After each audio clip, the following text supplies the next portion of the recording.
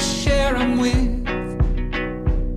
And it's life, and the point is enjoying who you share it with. All right, guys, this is another episode of Field Tested with Brad Arington. Got my good friend Leith Loftin here today with me. Thank you so much for This is awesome to be back here, coming to Southeast Georgia and seeing old Bradley. man. Buddy, you've come a long way since we've met. Yeah. Well, good people like you supporting me, promoting me, and pushing me. Mr. Leith, he's got a similar story to myself. Most of the time, Mr. Leith, we talk about leading and following and how to build a great team and how to hold that excellent standard. But something we don't talk about is for entrepreneurs. I love baseball. I love sports. Baseball players, football players. In your case, a Nashville star, musician, artist. You're so modest. You better hush. You're one of the most talented guys in your profession and what you do that I know. I've known you for a long time, but the risk-taking part of, I had a for Waycross, Georgia, South Georgia. If you work at CSX Railroad, man, you set up. I mean, everything. Life is great, and it was. I had a great income, insurance, had kids on the way. Me and Miss Ellen had a fine home. She worked at the hospital. Everything was perfect, but for whatever reason, my heart wasn't satisfied. Yeah, and I left what I did to become a dog sitter and a dog petter. And everybody, that's what everybody said. Wait a minute, Brad, you're gonna leave this fine job, you're gonna give it up, and you're gonna go and pet dogs for a living. I mean that, and I go to Nashville to see you up there, and all of the people that take the risk in Nashville. I think that out of all the things I can think of, trying to be a musician is probably the riskiest thing you can do. I mean, your story, you very similar. Tell us a little bit about your story and the risks that you took, and I just there's that piece, and there's good and bad. I mean, I could have stayed right where I was at. And everything. I mean, I think life would have been grand. Sure. And the rocky road, and don't get me, I have no regrets now. Right. But gosh, over the last since about 2010, there's been a lot of ups and downs, a lot of scary moments, many conversations that I told Miss Ellen that we are in some kind of a mess. Yeah. I mean, I have messed up. Mm-hmm. But I think it's good and bad, and with the friends that you know in Nashville, I'm sure there's some pretty rough stories of ones that have taken risk in it. Yeah, man. Yeah.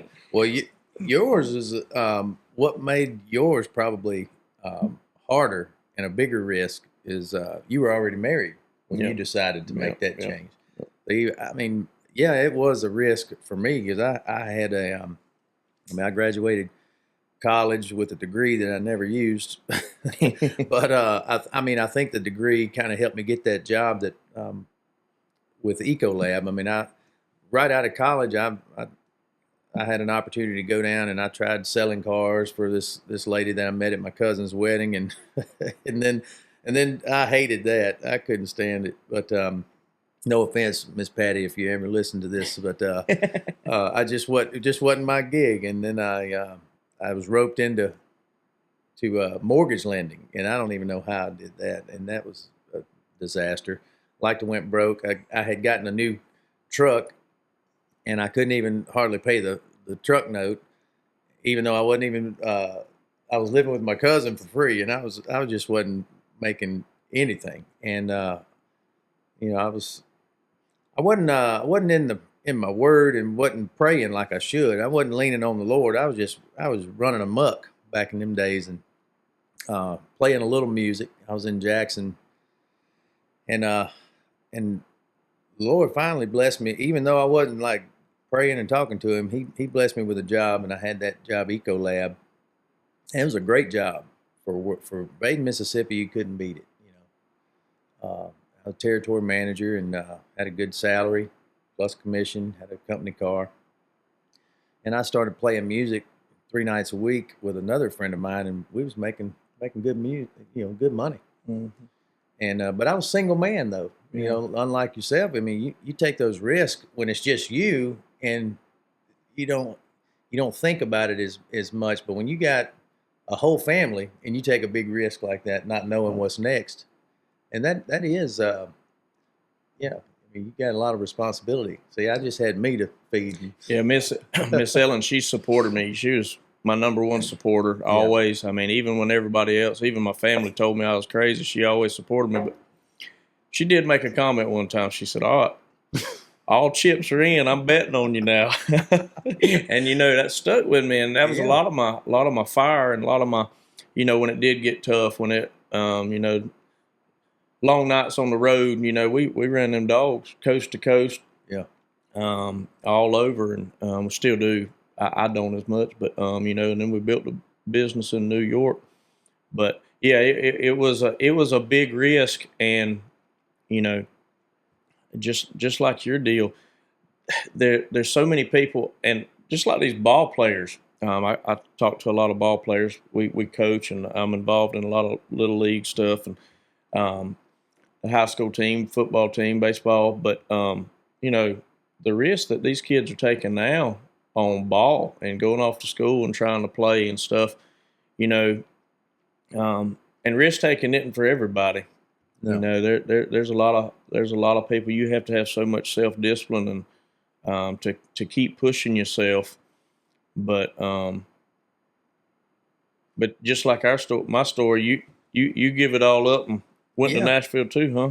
So I was just having one of those bad days at work, and this old boy that I went to Ole Miss with, we didn't room together at Ole Miss, but we were good friends, and he called me. And his company was moving him to Nashville, and he called me and said, "Man, I know you're doing a lot of music." He said, "Have you ever thought about moving to Nashville and trying your luck up there?" And then I was dating this girl, and she also wanted me to go try it, but I never thought I was good enough to do it. And I had one bad day at work will get you trying to get yourself in a different spot. And as good as that job was, like I said, I mean, it was good financially. It was good, but like it was, my heart wasn't in it. That's right. I mean, I just was not cut out to be a salesman. Mm-hmm. Although that particular job, I was really hands-on, and like I was telling you, I was doing a lot of equipment. Like it was. If I were to be stuck in a sales job, that would be a good one because I was kind of hands-on and got my hands dirty a little mm-hmm. bit. But just had a bad day, and he called me and asked me that, and I was like, got my wheels spinning, and I didn't want to take that risk, just move up there. And so I called my boss, district manager out of Memphis, and I said, "Mike, what? You think I could transfer to Nashville?" I didn't want to go up there with no job, I had cake and eat it too. I had a little bankroll saved up, but I didn't want to go up there with nothing, And he said, "Why would you want to do that?"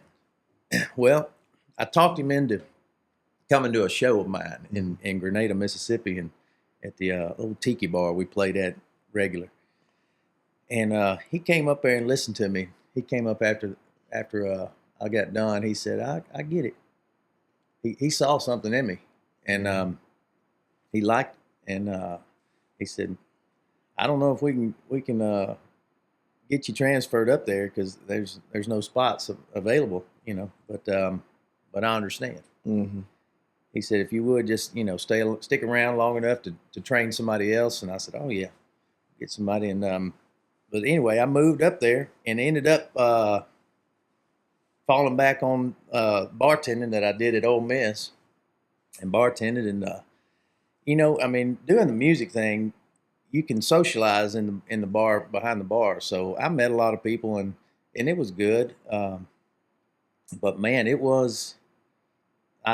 didn't take long to run through that little old bankroll I had saved up from that good job. And then I started saying, oh, man, what have I done, Well, just like what you said, you moved up there and then you had to be a bartender, and that definitely wasn't the goal. But look at what you've done and the people that you've met and the friends that you have now and the places that you get to go and the rewards from the risk and all of the great things that I know that you've done, and the people that and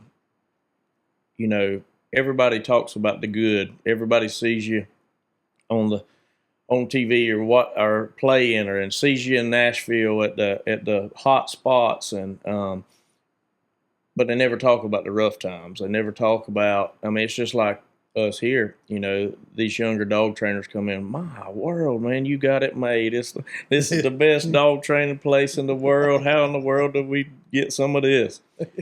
Well, there's a lot of water under the bridge that they don't know about. Mm-hmm. A lot of dirt on the mud on the boots that make it rough, and it's like that excellent standard and that mindset that you have to keep pushing through the hard days. Yeah. And the number one thing, what you mentioned earlier, God's plan, and having faith in Him that He has a plan for you and trusting His plan. And sometimes we alter that and go a different route. But, that those hard times woke me up with my walk as well, because I'd be there some days on them bad days. Yeah. Man, I'd be leaning on Him. I'd be burning Him down. Hey, I need this. I need that. Please help me. Please help me. But then on the good days, I'd catch myself. I hadn't been talking to Him that much, and I was like, "You better wake up, old Bradley." That's right. That's the thing, man. And my buddy Red Marlowe, he cut a song called "You Got to Pray When the Sun Shines Too." That's right. Because we all, it's easy to pray when it's raining. Oh, and yeah. You in bad days. That's right. Because you need that help. But I think he likes it better when you come to him on the good days. You got that right. And give him that praise, because hey, you got me in these good days. Mm-hmm. But when you're in the valleys, that's when your character's built. Yes. And it's so funny. This is perfect. We're talking about this today because in December we had a little fire accident at the house. We were in Mississippi, and my shed burned down, and my tractor, and lost all that, and it started from a heat lamp on my chicken water, and I don't know, I didn't have it set up right, but anyway. Dang, man, you sound like a country song. You can write that one this evening. Yeah. Your tractor burned down. You didn't tell me about that. This old dumb country boy done learned some hard lessons. But it's funny. My little girl, she's 6 years old, and she's kind of grasping some things on a deep level already. And she was talking about fire, and that one incident has put that image of fire's bad. Mm-hmm. But it's given me and my wife an opportunity to tell her, say, look, fires can be bad in certain circumstances, but fire's a good thing. Mm-hmm. Fire can be a tool. Fire is a refiner. That's right. I mean, and when you go through the fire and you come out on the other side, you shining. Right. Just like there's so many stories I could go into, but the risk we're trying to talk about today is it's like I go back I want to keep my focus today, and because it's so important, is the Bible, and how God told Abraham, hey, go to this land I have for you.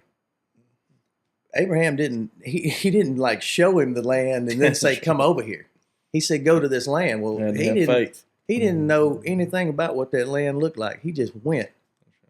But his wife and everything's like, I don't know. Why do we need to leave this good thing? Wait a minute, where are we going? Yeah. Mm-hmm. Just like what you left that good thing. That's right. I left that good thing to a thing that we didn't know about. And yeah. And then you're going to go down in that valley to get to that good thing. And there's so many lessons that I read the Bible and didn't pick up on those lessons until you walk through it. You lived them. Yeah. It's like that's me as well. He'll reveal in that Bible those lessons when in his own time. When you're ready for him, is when he's going to do it. But yeah, he wants you to walk through those valleys to grow and to and it builds your faith, because man. when I could go, like you said, stories. I got 10 where I told Miss Ellen it's over. It's over. She said, what we going to do? I said, well, I love cutting grass and I'm dang good at it. And I said, a lot of people lazy in this world. I'll start cutting grass. And I told her I'll buy me a trailer. I'll get some edgers and weed eaters and mowers and I'll get after it. And I promise you I'll find work. But having that faith and keep leaning on him and us praying together and crying together and it's just hoping we can make ends meet. Nobody sees those nights and those days, but having faith in him. I got a tough question for you though. This is one that I deal with. A lot of all risk takers. How do you know, and this is very opinionated, but your opinion on how do you know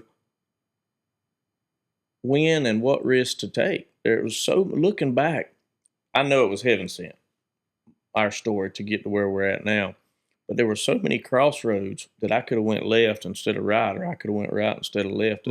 It was a dead end down there and it was bad. And at that time, some of those looked better than the path I took. But how does a 20-year-old man or woman or somebody out of college or high school, and they have a great job like you had, a great job like I had, and then these ideas pop in their head, and there were a lot of other ideas popped in my head. I wanted I always dreamed of a sporting good place that was like a mini Bass Pro in my hometown. I wanted something like that. I also wanted like a big dog spa grooming facility. I mean, it's crazy, but and both of those things, I put a lot of thought, blood, sweat, and tears into, but I just didn't take that path. What, and I know that's that's a tough question. Yeah. But and I know the answer is to let God lead you. But how do you figure out what's that look like to let God lead you? Yeah. I mean, it is. Well, that is the question of all questions right there. Is what does that look like to let God lead? And I don't really know if you can just sum it up in one little idea, statement, or whatever. But I just think it's all about keeping your roots. And if your path takes you down a road that is clearly worldly, or that's taking you away from your morals, or something that just isn't. If it's not from God, if it's not, because he says in his word that he works all things for the good of those who seek him. Mm-hmm. All things for your good. Mm-hmm. Well, he's not gonna give you something that's bad for you. So, but if in your journey something looks too good to be true, and it's if it's something that's too easy or something like that, that's taking your focus off of him and putting it on, okay, I really don't know how to explain it, but it's worldly is what I mean, he, you know, The this is what I keep going back to. It is as clear as a bell, and I'm gonna hold you to it. You promised me at least one song later, so oh yeah, okay, but it is clear as a bell where God's blessed you. Now you got the gift of gab. You can talk to everybody. Everybody that meets Leith Loftin loves him. You got that. You're a great outdoorsman. All the hunting that we've done over the years, you're amazing at it. But the clear passion, the clear what did he bless you with more than anything in this world is how to write songs, sing songs, and pick that guitar. And, you know, it goes back to me. There's a lot of things that I've been successful with, but nothing more than how I can read a dog. yeah, How I can read that dog, what makes him tick, what he likes, what he doesn't like, how to make him move, how to make him be obedient. yeah, And God blessed me with that. And I think if somebody asked me that question, I would tell them, I said, you really need to sit back and think what you're passionate about. yeah. I've never watched the clock since I left the railroad. And I'll say it one more time. I've said it a million times. Ain't nothing wrong with the railroad. And I had a fine life right there. I mean, a fine life. Old Kenny boy, my dad, who you've met and love, he's just one of us, you know. Yeah. He worked for the railroad. Oh, yeah? Yeah. And had a good job, and he got laid off way back in the day. And, you know, if he would have kept that job, he would have had a fine job. Oh, yeah. And from Vaden, Mississippi, you know, that forced him to go. He had to go offshore, and he worked on the oil rig. But, yeah, I do think that taking risks, man, it gets you out of getting you out of your comfort zone. Now we're talking. Be All uncomfortable. Be comfortable with being uncomfortable. We preach it out here. If you get out of your comfort zone, that's when you really pour gasoline on your own fire within you. That's when you grow. A lot of people are just cannot get past that. Mm-hmm. They can't get past that. If I go to my wife and I tell you what, if I would have married my wife back in, before I even moved to Nashville, mm-hmm. that probably would have made that a lot smoother, because that's the good thing about marriage is how, especially when you marry somebody that supports you. And I mean, it makes life a lot easier. Come on. And, I moved up there with nobody, just a single man. And I made a lot of bad decisions. But Lord, he never was too far away for me to, right. And he was always looking after me. He knew where my heart truly was, although I let my head, both of them, just leave me in the wrong. Well, that's why I was so excited about this podcast. You talking about risky. I mean, that life up there, and I've been up there, and I've hung out at the different the who's places, and man, that life it's amazing. And I love country music. I love it as good as anybody. I love it as much as Leith Loftin. But at the same time, that life in Nashville is pretty fast, and it can lead you down the wrong path before you know it. Pretty fast. That's right. Real fast. Especially from a guy that grew up in a town of 700 people, Vaden, Mississippi. Yeah, Nashville a little different. I don't even know if we had a neon light in our town. We sure didn't have a red light. But to move, I went to school at Ole Miss, and I was one of the first people in my family that went to college. I mean, to a major college. My dad, he went to a little junior college, but later in life he went back and tried to get a little degree. And but I was the only one that went, and Oxford was pretty big to me, and I kind of opened my eyes, and I saw a lot of things. But dang, when I moved to Nashville, it was really overwhelming. Then I started questioning, did I make the right did I make the right move? Because it's so funny that the guy that talked me into moving in there with him, we signed a lease on an apartment for a year. Well, he moves out the first 6 months back to Memphis. He couldn't take it. Oh boy. So that stuck me. I'm up there, and look, I done decided to go up there. Mm-hmm. I wasn't going back out then. That's right. But little did I know that, like we talked about, the Lord had a plan for me. I didn't know it at the time. I ain't going to sit there and say, oh, yeah, I knew the Lord was doing something. I didn't know because I wasn't walking with him. That's right. But he knew. That's right. And he knew I would eventually meet my wife there. And I didn't know none of that. I mean, we didn't meet till 2014, and I moved there in 2005. So, I mean, I'd been there 9 years before I even, I did a lot of stupid things in 9 years.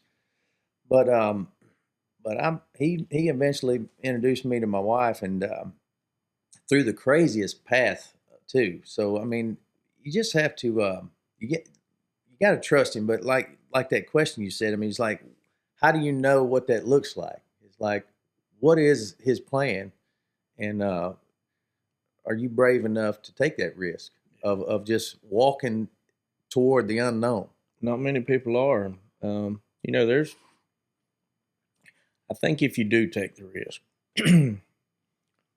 persevere, fight adversity, and keep pushing through. And, and that was a lot of scary times that I just asked, is this what you want me to do? Yeah. Because it does not look good right now. Talk to me. Come on. But there were times I'd call home when I was in New York. I'd spend 7 months up there right by myself. And I had some help the later years. But I had wife, Miss Ellen, and the kids back home, Grayson and Hadley. And them some lonely times, 16, 18-hour days, 7 days a week. And living by yourself. They had me a nice place up there. I mean, 3-story. They called it the Rose Cottage. I could stay there. And they also had a little pool house. It was about 600 square foot. And it had bathroom, shower, a little cot to sleep on, and that's where I wanted to stay. But it got small about that 5th, 6th, and 7th month. And but sitting there and pray, gosh, we worked our butts off all last week, and then went up there, and them boys in Ohio put it on us thick. We got our butt kicked. That drive home, boy, it is tough. Or go all the way up there to Maine and get your butt kicked and drive home. But leaning on my faith, and Miss Ellen, you say that you didn't have somebody to lean on because she was about my only supporter. Now my dog clients, oh Brad, you got it. You get them next week, Bubba. I said, you ain't out here killing yourself. I said, you writing a check in your penthouse suite somewhere, Bubba. Yeah. I said, but no, that's good to have that support, man. It does help. But for those out there who may be listening to this thing and don't have it, like I had my family, don't get me wrong, but they weren't there with me. Yeah. And I had no accountability up there. And that self-discipline and accountability, that's tough. Oh man. And it was. And that's learning the hard way. And I think I'm still so dumb. I still learn the hard way so many times, but I really think that's the best way to learn. Man, I tell you what, it'll humble you and keep your eyes wide open and keep you thinking and listening to other people and learning from other people. Yeah, and that's how he you were talking about you was praying and you was like, just talk to me, Lord. Yeah. Tell me. Well, people sometimes they if you're really hadn't learned how to listen to God, God speaks through people. Mm-hmm. He's not just that imaginary voice in your head. That's right. You got to listen to the wisdom of your peers and just people around you. And I was kind of bad at that. I thought I could just do it all. I thought I knew best for Leith Loftin. I thought Leith Loftin knew the best for Leith Loftin. That's right. And I probably missed out on a lot of good wisdom that was thrown my way. And looking back now, I've you know, I'm glad that he got me where I am now, because now I keep my ears open, and because I know where God's voice comes from. He comes from those who also, seek the Lord, and they have good wisdom to share, and usually that's where he's Speaking through them. That's right. But when you know, Jesus told his disciples, said, "Blessed are those who believe without seeing." So a lot of times what we were talking about is walking toward something that you want, but you don't know what it's going to look like. You can't see it, and and that's when you lean on Him and you just keep walking. And like I said, walk in a direction that's good. It says always keep your thoughts on what's good, what's righteous, what's That's a tough deal to do in Nashville, Tennessee. Yeah. Yep. There's not a whole lot of that going. And we talk about maturity, and but just like what you went through, it will mature you, and it'll make you go back. And, gosh, if I'd have just done it earlier, if I'd have just submitted to Him sooner, and that, I think that's some good advice. Is just when you're 25, old Bradley was a handful. And that's the age I was when I moved to Nashville. Yeah, 25 years old. Yeah, that's when I was. You couldn't tell me a whole lot when I was 25, and and I don't know that some of my stubbornness, and you couldn't tell me anything because so many people told me I couldn't do it. Yeah, and in a odd, weird way, that was the Lord using them, like you said, in a negative way to create a positive thing. Yeah, He was. But I was so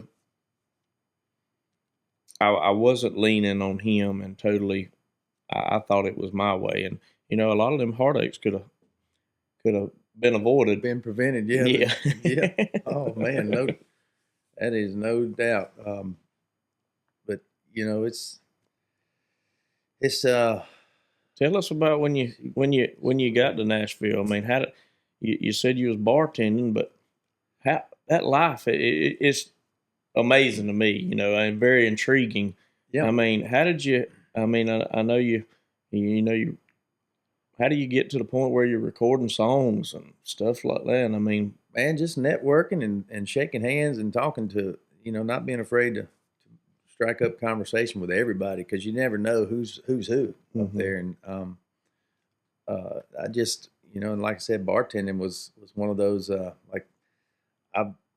my mom was worried to death I was moving up there. I mean, she I never knew till later that her biggest prayer in her prayer life was that I wouldn't make it in the music industry if it changed who I was.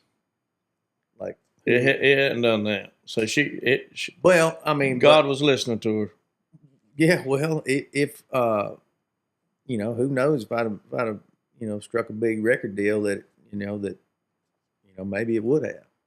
I don't know, man. Leith Loftin's Leith Loftin. I mean, good old country boy, good to people. That's because he hadn't had that big that big break. But but I tell you what, I mean, music has definitely put me.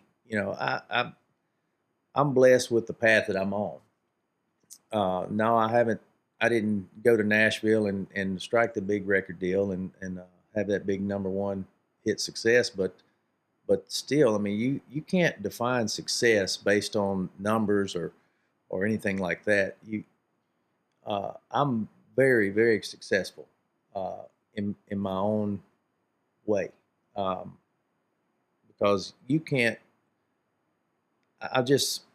Oh man, I love my life. Oh yeah, it's an amazing life. You know, me and Hannah were talking about that earlier when we were talking about the podcast and everything. I said, man, he has hunted and fished and been all over the country with everybody, the who's who, and the friends he has, and everybody loves him. I said, we were just talking about it, and you very amazing life, fun life. Yeah, it's the music has definitely taken me, put me in spots where I never dreamed I would have gone, and had I not taken, um, you know, there is a threshold if music will take you to a place, and you might get that big number one hit or several number one hits success that but then you got those guys who just don't have time to do much else, and you hang out with the people that they love a lot. Enjoy the good part. Yeah, they're so busy and so tied up and can't go anywhere without getting just bombarded with people, signing autographs. I guess I'm blessed to where I don't have that. And when I was 25, I thought that's what I wanted. You couldn't have told me nothing. I mean, I had some people that I knew well that went to Ole Miss. They knew some people. They had been up there, and they knew the producers of this show that they were coming out with on CMT called Can You Duet?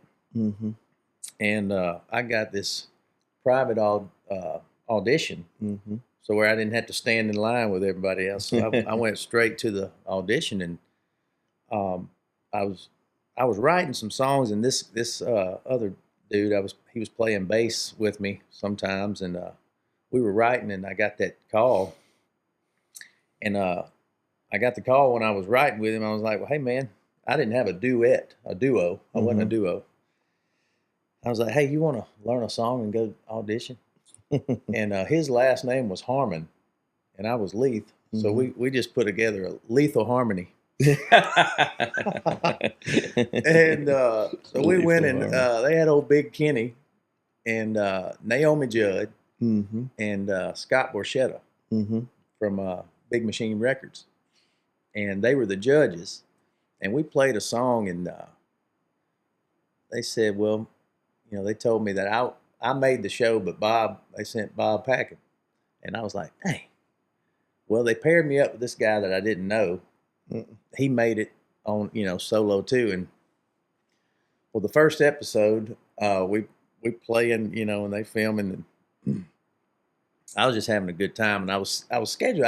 I had some friends of mine. We'd booked a turkey hunt in Kansas. Imagine that. And I was about to. I was gonna miss it from filming this darn show. And Naomi Judd, she said something about, I don't know. It was people laughed about it for the longest time because my country tale was on there, and she said something about she said I could butter her biscuits or something. I was like, oh Lord. Well, Scott Borchetta, he said, boy, he said, I just don't. He said, I see you're the kind of person that seems like he'd just blow his royalty check in honky tonks and yes, wild women. I was like, dang. And basically, he sent me packing. Yeah. And they filmed me leaving the spot. I peeled my tires in the driveway and made a scene. I said, well, that's actually good, Scott. I said, I got a turkey hunt. I need to go on. I got to go. I was afraid I wasn't going to make it. You just did me a favor, old boy. Oh, that's man. Funny. But man, yeah, I started, I was bartending and meeting a bunch of people.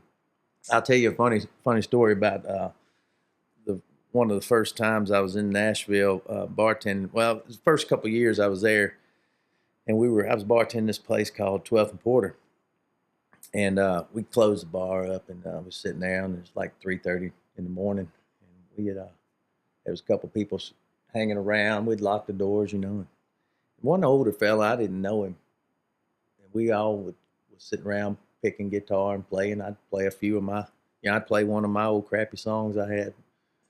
Then another one of my buddies that was bartending, he'd play one of his crappy songs. He passed the guitar around, and till it got to that old fella, and he played The Gambler. Uh-oh. And well, he gave the guitar and passed it around and went back to him. He played another one that I think it was I Told You So. Mm-hmm. And Awfully good. Oh yeah, I said we're all playing original songs. Why are he playing all these cover songs?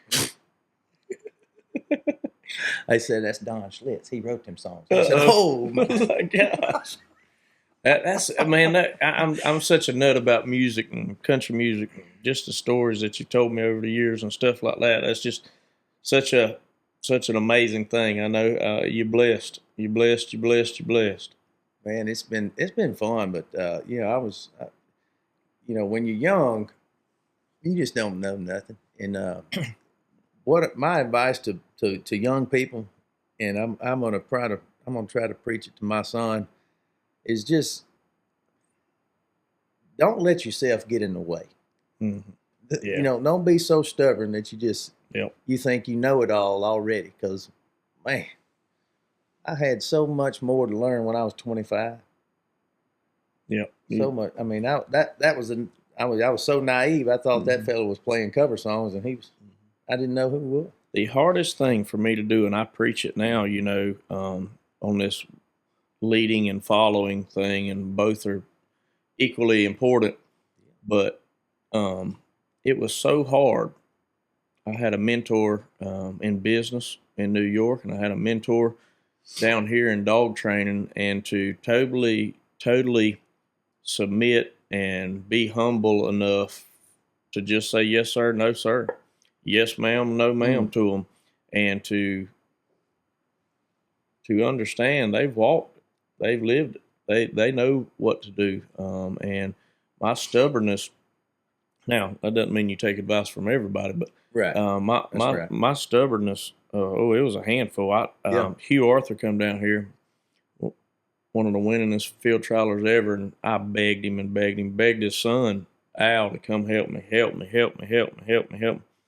Finally, the squeaky wheel worked. He said, "I'll tell you what, I'll come down there."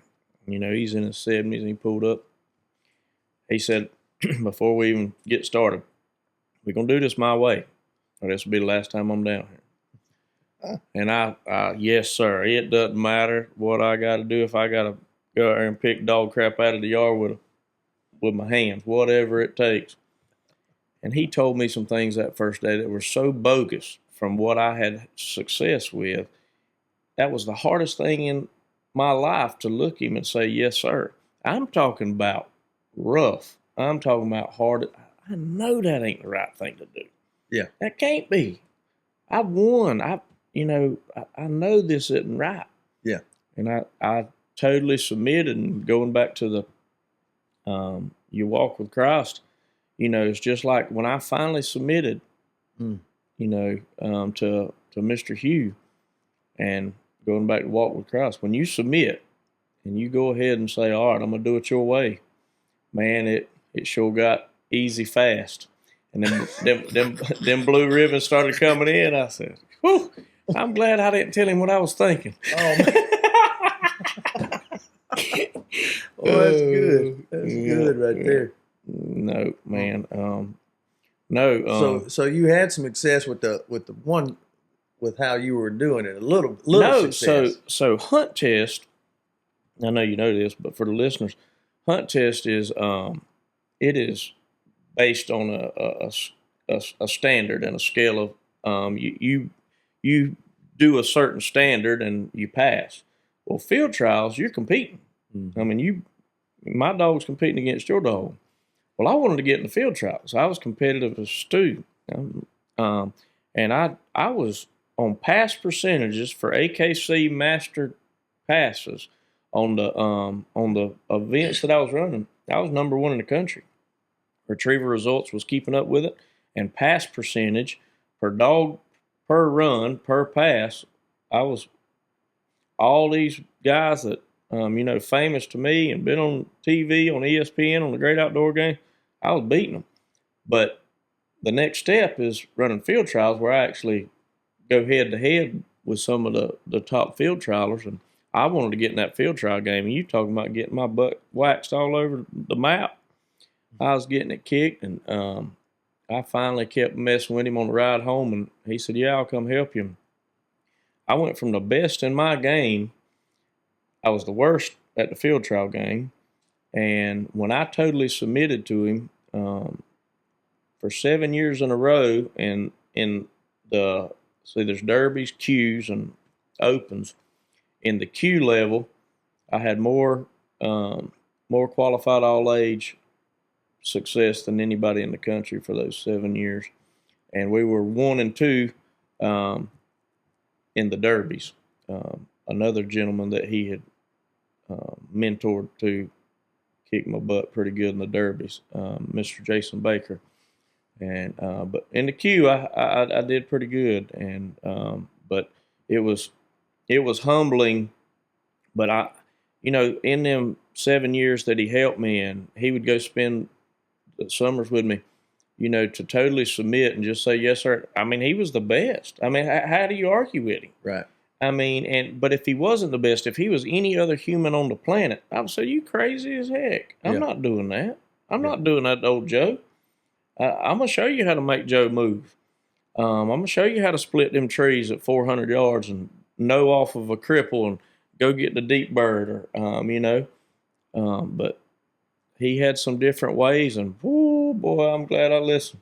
Come on. Well, I'm telling you, if I wouldn't have listened, I'd have, and that got me the bigger customers. That got me the Orvis deal. That got me to New York. That got me the next step. And now if I'd have been stubborn and I'd have run him off and told him I wasn't going to listen, and I think that relates a lot to my walk with Christ and my faith, because when I totally submitted and I said, all right, we're going to do it your way, things really took off.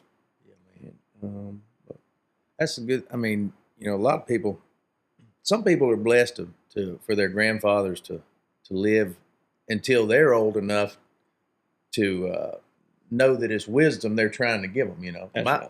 My grandfathers both passed when I was younger. One passed when I was 13. The other one passed when I was 16.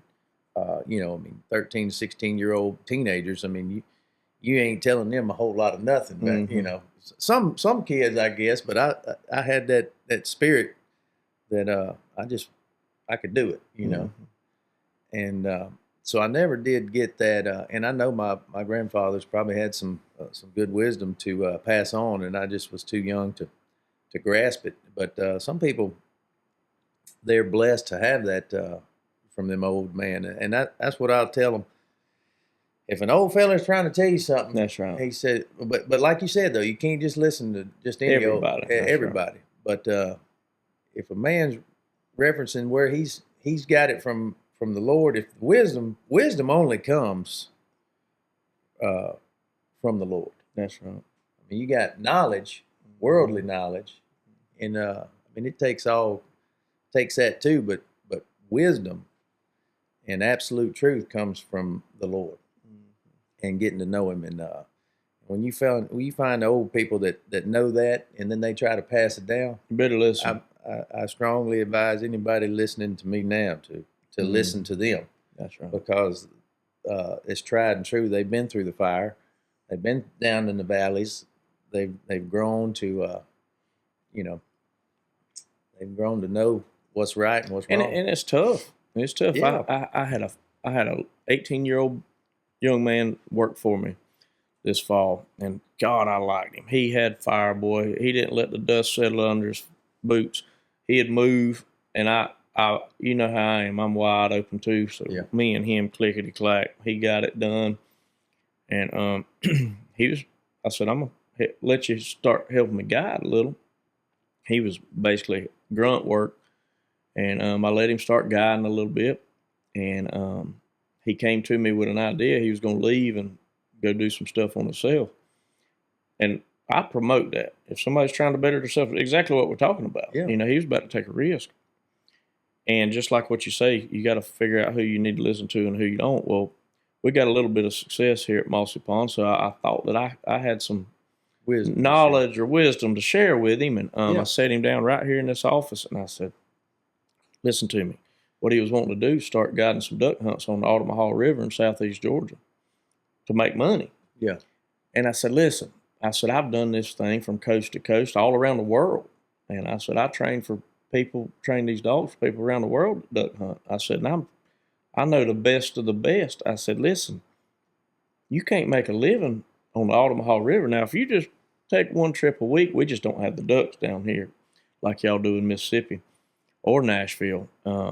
I said, you're going to kill some wood ducks here and there. I said, but this isn't smart. I said, I can set you up with some great outfitters, Mississippi, Arkansas, Missouri, out there that can help you. You can work with us in Nebraska. Let me help you. This is a mistake. And he stood up respectfully, had his hat in his hand, shook my hand. He said, no, sir. He said, I'm going to show you I can make a living right here on the Altamaha River, guiding 2 and 3 days a week right here in southeast Georgia. And, you know, I prayed for him. Whew, man, but, you know, he'll get some wisdom. Yeah. He'll get an education after that. And, you know, I wished him the best of luck, and I hope he does well. But, you know, it's just like what I said about Mr. Hugh and what he did to me right there. If he would open his ears a little bit better, I would have helped him and led him in the right direction where he could have been more successful. But, how old were you when that happened with Hugh? So let's see. I can't pinpoint it, but probably around 16, 15 or 16. Yep. So that was Hugh 2015, 2016. Oh, 2006. No, how? Okay, so that would have been 30s, that would have been that'd have been 11, 12 years ago. So yeah. Yep. Right around 29 or 30. Yeah. And whoa, it was rough on me. Yeah. Yeah. It was tough. Well, that's what I'm talking about. I guess you just have to go through a certain point of your life, and especially if you're in that mentality where, you know, you're driven. So in most driven people, at least I'm speaking for myself, and it sounds like you too. You try to lean on your own understanding. Yeah, and that's definitely not what the Bible says. No. Do not lean on your own understanding. Well, you know, when you become successful, you know, I played sports, baseball in high school, and a little bit of football. But when you do well or you start having success, that's when that boldness comes. My ideas are better. My ideas work. Absolutely. And, you know, but little did I know. That's right. It gets harder and harder to tell somebody something when that's right. The more success they get. But you never. I mean, you hear older people. I mean, older, wiser people. I mean, I've watched these guys on, and I can't think the guy's name. I just was watching. He was a turkey hunter, and he said, "Man, you just never stop learning." No, in the woods, you know, there's always something to learn. Well, the outdoors has humbled me too. You know. Oh yeah. How to trick that duck, how to trick that turkey, you know, and how to do it right, you know, and just like you talking stories, what's the hardest, most difficult way I can kill that turkey? Shoot him with a bow. What's the most difficult way I can kill that deer with a bow, you know, from a ground blind? I mean, and, you know, the outdoors will humble you in a hurry. Yeah. Make you look silly too. Just when you think, I mean, this year, I mean, here I am, you know, season's been open 3 weeks now, and I still hadn't killed a turkey. Still striking out. Oh man, they've made me look silly. But then every once in a while you'll have it, you know, you have a little success, and then you back to that. Oh, can't tell me nothing. Can't tell me. Yeah. Well, a musician, you ought to be able to call a duck, call a turkey. It's good, better than anybody, right? I can run a call. I know you can. What I'm saying is, you'd think that would fix all the world's problems when you're in the woods. No, they to be so dumb, they sure are pretty sharp. I guarantee you. All right, you promised me a song now, buddy. I got you one. What you want to hear? You gotta play my favorite. Well, what's that? You know. That one I never, I broke out later and I never recorded. No, you got to do Wingman first.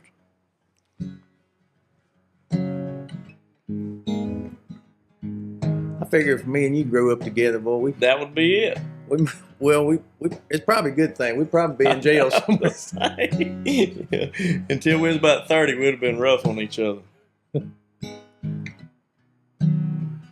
Oh, yeah. We grew up birds of the same feather. Wherever I was, you'd find him. Fought my first fight alongside him. Caught my first good buzz with him. Yeah, we were more like brothers, looking out for each other, hung together through thick and thin. Even when the pickings were slim, he'd take the thick, leave me the thin. Gotta have a wingman, swing man, ask questions later, man. Standing there when you're making you a stand, man. When you fall, you can call him to pick you up again. Everybody needs a buddy like him. Have a go-to, get you through all of what you're going through. God knows he's gonna be there for you when it hits the fan. You gotta have a wingman.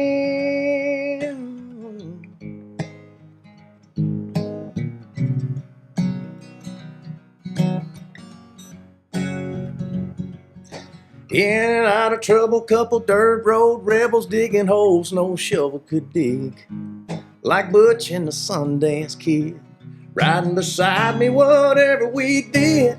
Gotta have a wingman, swing man, ask questions later, man. Standing there when you're making you stand, man. When you fall, you can call him to pick you up again. Everybody need a buddy like him. Gotta have a go-to, get you through all of what you're going through. God knows he's gonna be there for you when it hits the fan. Gotta have a wingman. Yeah, man.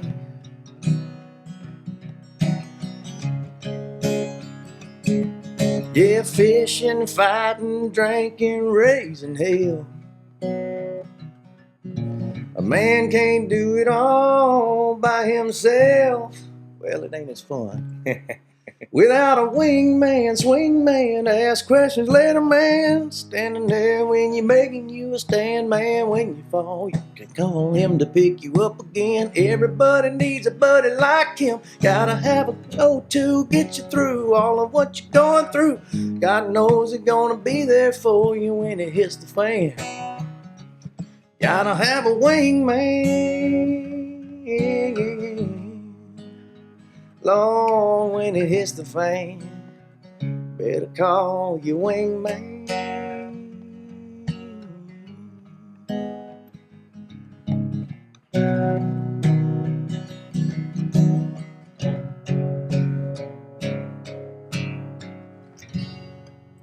It don't get no better than that, Bubba.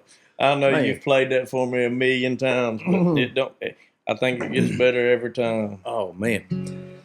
Should have took a little old sip of water right there, a little old dry mouth. Yeah. Oh, man, How did that song? I mean, gosh, it seemed like it would be talking about risk taking and the ups and downs. Yeah. I know every country music ever written. Seems like I love it. Yeah. But how in the world that thing ain't what is the biggest gold album platinum baby. Well, you know, I mean, it really hadn't been I hadn't recorded it right, and maybe one of these days I'll record it right. I try to do that's another thing. I get in that studio and I clam up a little bit, and it's a little bit about doubt. I doubt whether or not I'm good enough, and then and doubt is from Satan. When you and I was just listening to Charles Stanley the other day on the radio. Charles Stanley, my grandmother kept it on the radio. Man, well, he was talking, and it was like he was talking straight to me about having confidence in yourself, and people who lack confidence. And it kind of leans toward what we were talking about, taking risk, having confidence in yourself.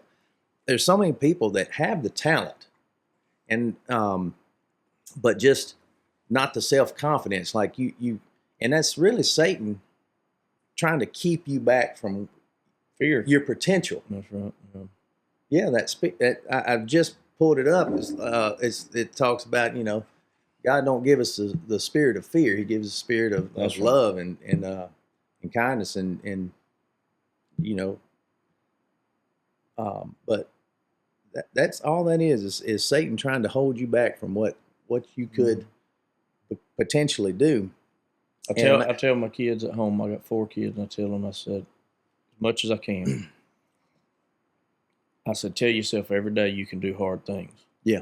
I said, that's great. When you're uncomfortable, that's when you're growing. Yeah. I said, but tell yourself every day, I can do hard things. I can do hard things. I can do hard things. Yeah. And it's hard. There's a lot of stuff that this job and profession has made me uncomfortable and pushed me. And I walk into a room like, gosh, I shouldn't be here. Yeah. What? I'm a barefooted country boy getting crawfish out of the ditch to go set hooks. Yeah. What am I doing in this room? Right. I am lost. But that is the devil. That is he. Yeah, absolutely. That's him on your back. That's it. That's it. So I mean that's still kind of, and I think I've grown so much from when I did just since 2019 is when I recorded that last record, and I recorded Wingman, and I had another song on there.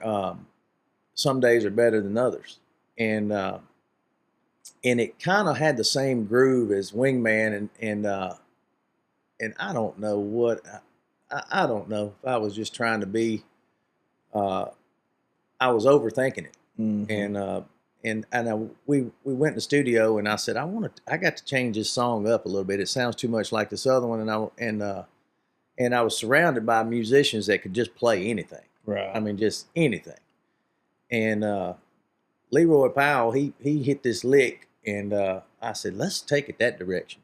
And it ended up sounding like something Jerry Reed would have cut on the record, and and I loved it. The musicians were so good; it was hard not to love what they were doing. Sure, but the lack of I didn't have a producer. I had an engineer, but I didn't have a producer saying, whoa, this is not what we need to do.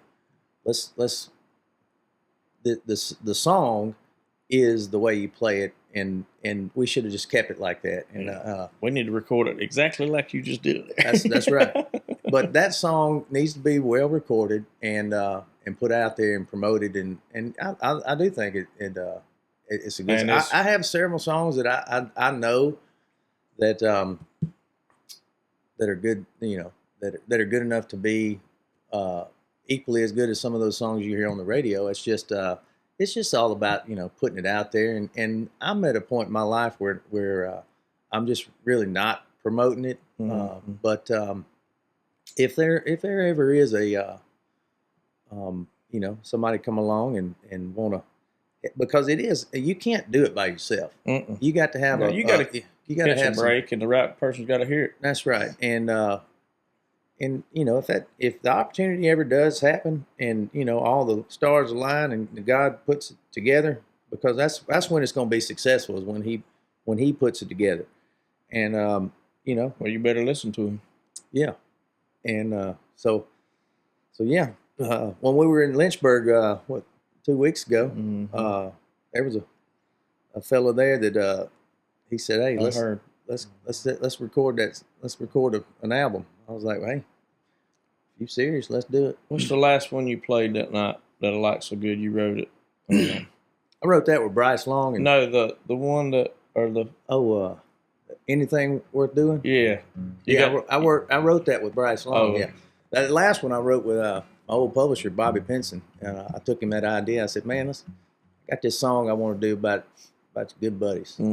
So we sit down, and we were going to pitch it to Toby Keith, and I don't know, it didn't work out for him, I guess, but because Bobby had a lot of Toby cuts, and he had an end right there. He wrote with Toby a lot. I was like, hell yeah, get old Toby to cut it. You do us one more? Yeah, man, I'll do this. I've never recorded this song. I wrote it with Pat McLaughlin and Bryce Long, and Anything Worth Doing. That's what you call it? Yeah. I was in Oxford, Mississippi, riding with some of my old boys, and I mean, that's just one of those sayings, you know. Oh It's yeah. like, man, if we're gonna go out there and do it, Might as well do it. Give her all she got. Let's do it well. I said, I'm gonna write that song. So it's what we came up with. Who's gonna buy a 6-pack? Just drank 5. Who's gonna stop with just one shot of that good old peach moonshine? If you're gonna pick that hammer up, might as well drive that nail. 'Cause anything worth doing's worth doing well. Who's gonna paint half of the town?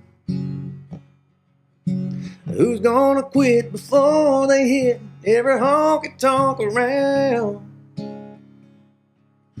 You're gonna pick your brush up, don't leave no paint in the pail. 'Cause anything worth doing's worth doing well. Yeah, when I'm all in, I go all out. Ain't that what living's all about? Who's gonna walk halfway across the room, then turn around before finding out if she danced with you? If you're gonna be the big dog, you gotta stay out on the trail. 'Cause anything worth doing's worth doing well. Yeah, when I'm all in, I go all out. Ain't that what living's all about? Now who's gonna kiss an angel on the cheek and not try to talk her wings off on a blanket down by the creek? If you're gonna go to heaven, boys, you're gonna have to give it hell. 'Cause anything worth doing's worth doing well. If you're gonna go to heaven, boys, you might as well give it hell. 'Cause anything worth doing's worth doing well. Anything worth doing's worth doing well.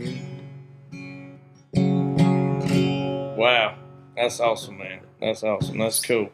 So Man. so talented. So talented. Thank you, buddy.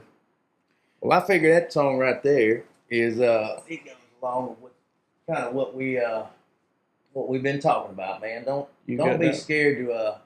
I could have played another song called "The Coast Is Clear." Yeah. I wrote with buddy that old Drake White boy. You might know about old Drake White, but beautiful song too. yeah, man. If you're gonna do something in life, give it your all. That's right. Not to just another quick little story about just yesterday. I was gonna leave and come down here yesterday, and then or day before. Sorry, You gave it all when you had to come through ATL. I stayed and worked at my house Thursday, and trying to build a new chicken coop, you know. And my neighbors, they heard some sawing and some knocking, and hammering, and all that. They came over there, and I done got a big old chicken coop going on, and my neighbors are like, you know, and I'm measuring it to the T. They're sitting there. They stayed there for an hour and a half just talking to me, you know, and I never stopped Laughing working. and watching. And I missed a cut, and I was like a quarter inch off over here. And I said, no, got to cut another one. And my neighbor's the wife, Brenda, she said, it's just a chicken coop. They ain't gonna know. I said, yeah, but I'm gonna know, Brenda. No, you got I that said, right. look, I said, do everything Yep. for the glory of God. And I Yep. said, I'm gonna do everything. We're gonna do it right. Yeah, if you're gonna do it well. That's right. So, but that's what I'm gonna talk about. I'm glad we had this conversation today about taking risk, and we both went through some risk, and you know it paid off, and and a lot of times, you know, here's what I've come to understand. Some some people say, okay, well, you know, say somebody has some bad luck and they end up in the prison. Mm-hmm. Well, is that what if that's God's will? Where he can get in there and witness, maybe. Or that's where he finds God. There you go. Yeah. You know what I'm saying? So not all God's going. He's going to seek you out, no matter what. That's right. It's just a matter of when are you going to submit to him, because he's going to never stop pursuing you. You just gotta, if you want something bad enough, you gotta not be afraid to step into the unknown, get out of your comfort zone, step out there, and just try your best, and don't just half-ass do it. That's right. Do it all the way. And I will say, I mean, I went to Nashville, and I really was. I was halfway. I mean, I was doing it, but I was still letting Nashville nightlife distract me. I had a lot of distractions when I moved up there, because that Sure. accountability and that self-discipline I was letting slide. That's right. And had I not wasted many years in Nashville, in the first part of it, man, who knows what would have happened. That's right. But anyway, like I said, I mean, I think it was the Lord's plan, and he put me right where I needed to be. Because he was building you and molding you for the person that you are today. And that it wasn't to say that you were a bad person 10 years ago, but the person you are today is more mature, wiser, and yeah. God definitely has a plan for. He's already got it mapped out. We just got to be able to submit, and that's it, and go with his plan, and not let that spirit of fear distract you from and hold you back. Well, that fear's tough on everybody. I know there's so many times I'd walk in a room, but it's Satan. That's Satan. Yeah. And if you know that, and you say the prayer, I rebuke Satan, and man up and bow your chest and walk on in there. The Spirit of God gave us not. Let's see. For the Spirit of God gave us does not make us timid, but gives us power, love, and self-discipline. I love it. And that's hard to live. I mean, it's easy to read, but it's hard to live. It is. But when you read it enough, it's like you tell your kids over and over. You keep hearing that over and over, and eventually, it's going to sink into that subconscious. Oh yeah.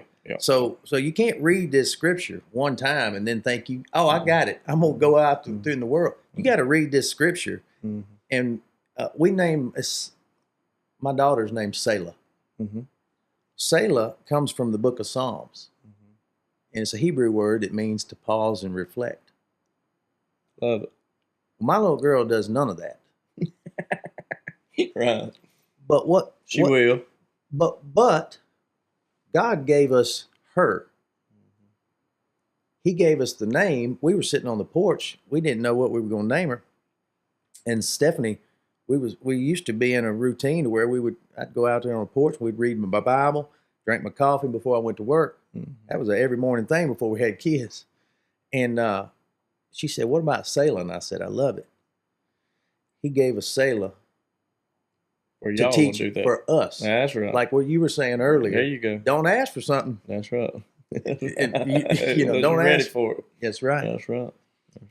So he gave us to pause and reflect for us. Oh yeah. and I've been doing a lot of that. But to get in on that word and to meditate on that word, it will teach you to get past that fear, because he's overcome it. So that's a big thing, and that's the absolute truth of the word is just that, and it goes a long way. And it took me a long time to realize that was the best thing for me. And the risk tough for everybody. I mean, and a lot of people, what holds them back, I'd say 98% of them is the fear. Fear. And lean on the good Lord and push through. That's it, buddy. Man, I am blessed to have you as a friend. I am blessed to have you here. I'm honored to be here and blessed as well for your friendship, my man. Yeah. God-fearing man, believes in the things that took the risk like I took. And I mean, the outdoorsman that you are, the musician, and how talented you are, I'm blessed to have you as a friend. And thank you so much for being on. Yes, sir. Thanks for having me, brother. Yes, sir. Love you, man. Love you. Love you. Thank you so much. This is another episode of Field Tested with Brad Arington.